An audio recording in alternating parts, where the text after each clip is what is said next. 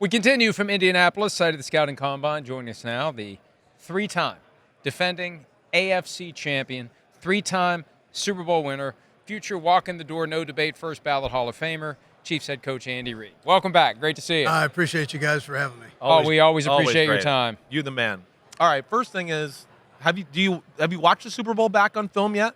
Yeah, I watched it a couple times. You did a couple times sure. already. Yeah, absolutely. Yeah. So you got like the next day you go into it, or you let a few days kind of? I watched it right after. You did? Yeah, right after. All right. Yeah. You got anything you want to get off your chest and tell us all right now about what the game and what happened? See, that's dangerous. That's dangerous. All right. Because you kind of go into a mourning period there for a few days, and then all of a sudden Brett Veach calls you and goes, "Hey, take a look at these 10 free agent guys." So life moves on real fast. And that snaps you out of it. That's the beauty of it. You don't have a whole lot of time to celebrate the victory. That's right. And you also don't have much time to agonize over the defeat. The train is coming. That's right. Absolutely.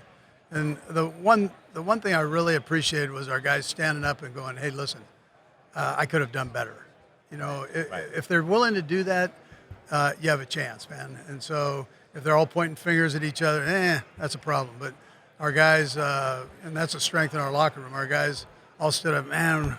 We're disappointed. I wish we would have done this, or I could have done this. And well, off of that, do you wish they'd move this back a little bit? Like, I'm not gonna lie. I mean, my buddy Kyle Shanahan, and just the quick turnarounds after these Super Bowls. I feel for you. We've talked about it earlier this week. Just going, how has Kansas City got to come here and think about all of this? And the same for Philadelphia. Well, and we're potentially talking about a longer training camp, and all these things get thrown around. And there's a point where you need a little time to decompress, and as a coach and as a player. And if you start squeezing that time, I don't think physically or mentally it'll be a good thing. So, right. But I'm okay with this. I mean, I kick everybody out after the game for 10 days and say, get out of here, and then we'll come back, reconvene, and start knocking it out. But I want you out of the place, players included. Get out of here. Right. And we'll talk about it this offseason. Right. When you go back and look at the Super Bowl, because before it's 24-0, it's 0-0. And there are moments where I feel like it could have gone either way. Are there any moments that stick out to you where, man, if this had just happened here, it might have been different? Yeah, sure. On the first couple drives, I'd tell you, we had opportunities, and I probably could have put the guys in a little better position there with some things, and then there were once you get into against that crew, once you get into a just true pass situation, you get past into that third, fourth series there where you got to throw the ball a little bit more.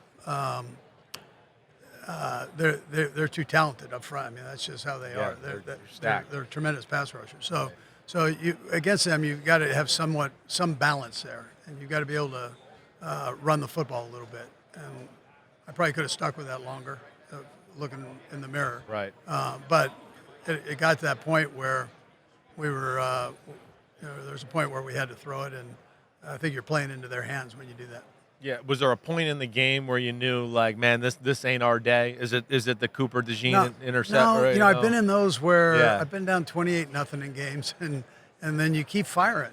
And so we were going to call a timeout even when we're down the stretch there. We're not going to take them home with us, and so that's how.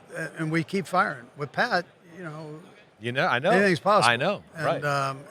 And our defense, I thought, did some good things. So. We just needed to start faster off. You kind of put in that it was a bad day to have a bad day there for about those first four or five series. So. Right.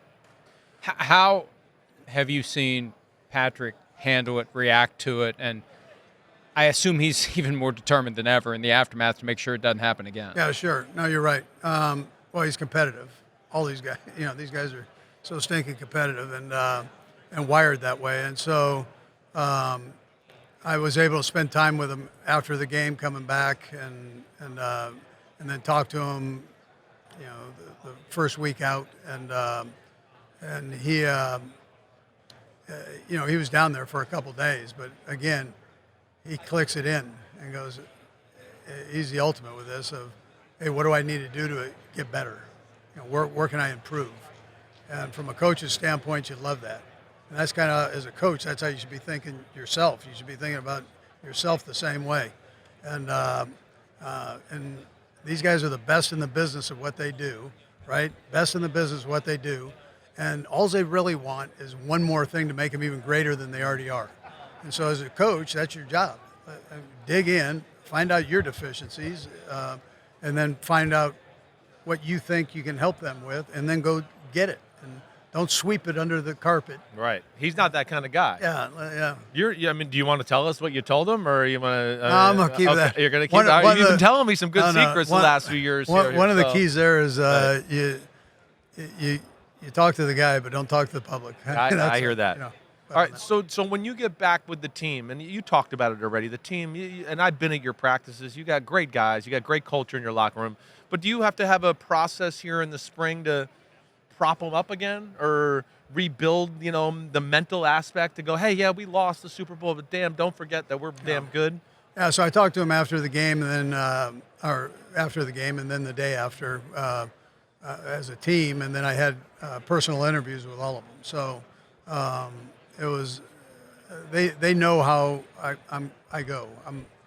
I'm competitive, highly competitive, but at the same time, win or lose, I want you to go find out what you can do better. Mm-hmm. Let's not lose focus on that. And there's something we can get out of this that will make you even greater than you already are. And so we dig in on that. But I don't think we'll have to prop them up too much. Once they get going here. Yeah, right. We were talking earlier about moments where maybe things could have gone differently, and the one I keep coming back to, after the Eagles went up 7-0, after the ensuing kickoff, 1st and 10 on the 33, Worthy had single coverage with, I think it was Quinyon Mitchell, and it looked, Pat was ready to let it fly, and he stopped. Yeah. Why do you think he didn't let it fly? I think one of the positives we can get out of that game is we were able to get him going deep. Yeah.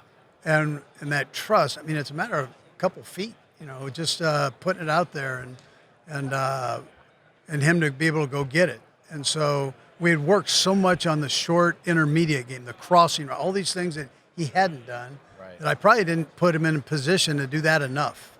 Both those guys. Well, because it worked late in the game. That's right. That's what I'm saying. That's one of the positives. That's a springboard into next year. That's one of the positives. Yeah. Right. And so that you can take out of that thing. And that's my issue. So I've got to make sure I give him an opportunity to do that more. And then you know how it goes. You work on these things in practice. That's kind of and you got to get a feel there. And you got to be confident. Right. Not only to call it in the game, but also to be able to execute it in the game. So I could have helped out doing those things more in practice. Well, coming off Philadelphia too, yesterday the tush push stuff happened, right? What's your 2 cents on it, if you don't mind? Yeah, listen, they do it better than anybody, so Right. they're going to get criticized. Right.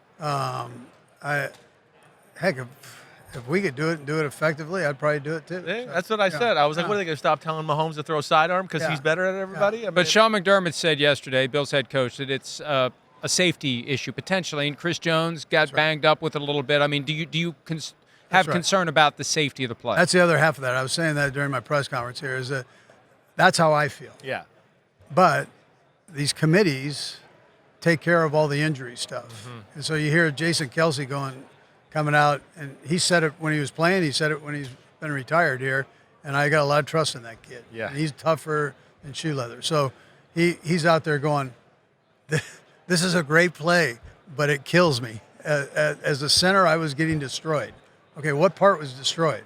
And so that in itself is an alarm that you got to look at and say, what are the injury risks of this thing?